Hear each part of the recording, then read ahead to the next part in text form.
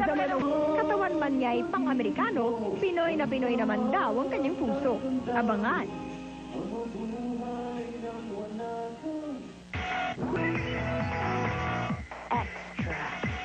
Dugong Amerikano pero pilit nagpapaka-Pinoy. Kilalanin natin ang malapitan ng aspiring singer na si Larry Marshall. At Paolo, magaling siyang kumanta ng OPM. Baka nabighani ka na naman ni Larry. Actually, charming siya. Okay, sige. Kilatisin natin ang sinasabi nilang katawang kano, pero pusong Pinoy.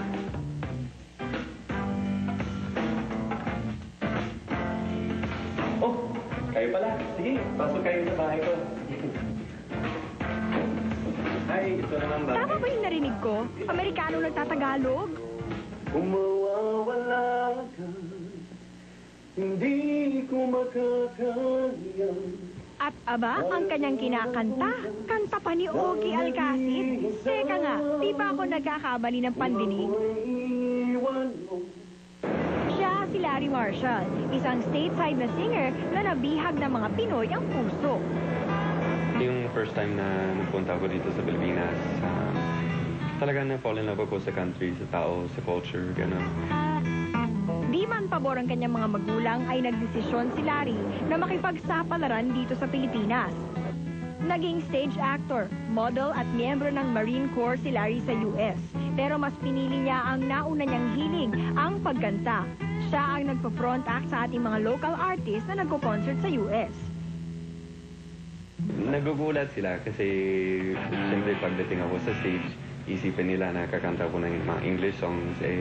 Actually, puro yung mga kabisado ng kanta, puro Tagalog. Lumalabas-labas na rin si Larry sa mga programa ng GMA, tulad ng Master Showman. Ginaya pa nga niya ang aking partner sa programang Idol Ko Sikap. Extra. At nakidrama sa Kung Mawawala Ka. Iba raw kasi ang ugali ng Pinoy kumpara sa kanila. Conservative at very hospitable. Kaya gusto niyang maging katulad natin. Dito, very close yung family ties. Pati mga friends, barkada, gano'n, laging kasama. Sa States, minsan hindi kilala mo yung kapitbahay mo. Sabi ng mga friends ko, siguro Pilipino daw ko sa dati kong buhay.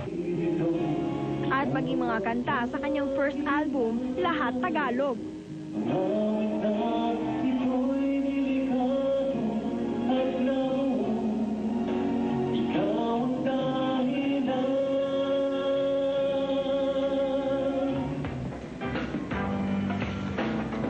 So yung barong Pinoy ba ang dating?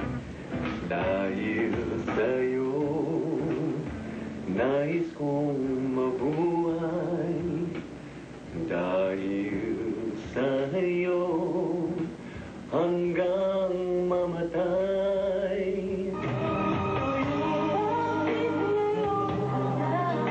Kumakanta-kanta na rin si Larry sa mga bars dito sa Metro Manila at maging mga kasamahan niyang singer ay napapahanga dahil sa galing niya sa pagkanta. Oo nga pala, kain.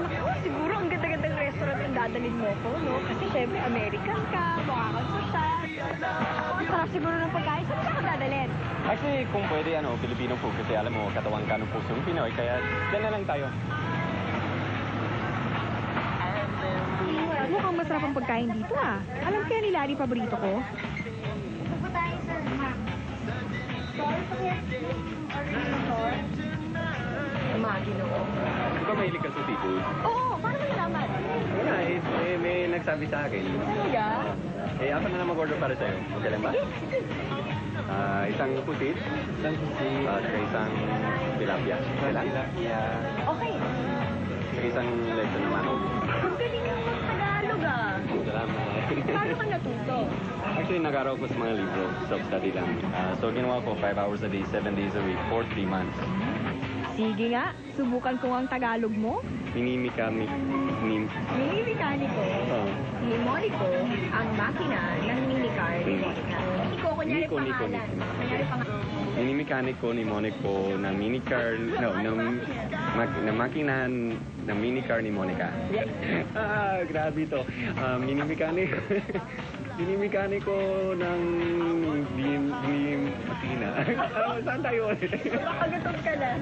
Kailan natin pagkain. Nakakaaliw talagang date namin ni Larry. Bukod sa marami kaming nakain, enjoy din kami sa kwentuhan.